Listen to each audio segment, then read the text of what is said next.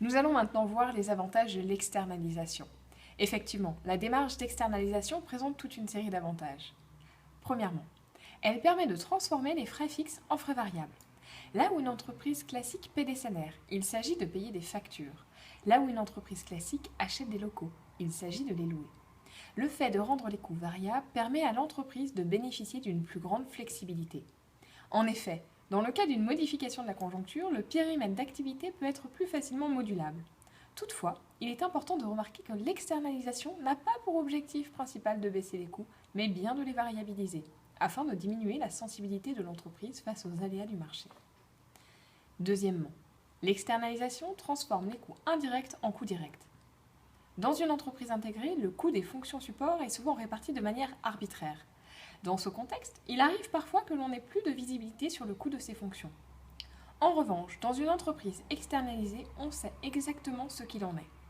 Prenons l'exemple de la gestion des payes. Le coût du service est celui de la facture que l'entreprise règle au prestataire. Le pilotage de la formation de gestion des charges est donc grandement facilité par la même occasion prévisible. Troisièmement, l'externalisation transforme le droit du travail en droit commercial. En effet, on remplace les salariés par des sous-traitants liés à un contrat de prestation.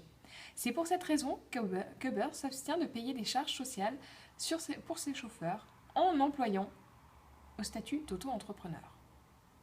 On peut également prendre l'exemple de Samsung, qui s'est parfois montré peu regardant sur les conditions de travail dans ses usines, pour les sous-traitants chinois. En effet, il s'avère que l'un d'eux a provoqué un scandale médiatique en 2012 car il employait une centaine de jeunes filles âgées de moins de 16 ans dans son usine. Quatrièmement, l'externalisation permet de construire rapidement et à moindre frais une chaîne de valeur globale, alors qu'une démarche d'intégration et de possession nécessite des investissements considérables.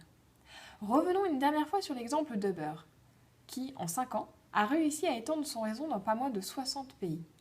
Ou encore Airbnb, qui propose 1 million de chambres en moins de 6 ans après sa création. Pouvez-vous imaginer ce que cela représente en nombre d'acquisitions d'hôtels ? Enfin, cinquièmement, l'externalisation permet de mobiliser les compétences requises au bon moment, optimisant ainsi la chaîne de valeur, là où une entreprise verticalement intégrée doit se contenter de faire au mieux avec les ressources et les compétences qu'elle a en sa possession.